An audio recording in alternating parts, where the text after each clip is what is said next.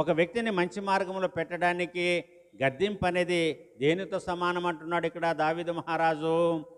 తైలాభిషేకముతో సమానము. నేను దానిని త్రోసివేయను.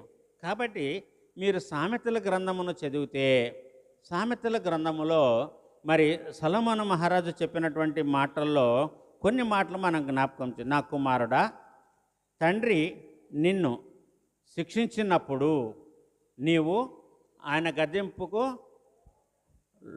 లోబడి ఉండాలి.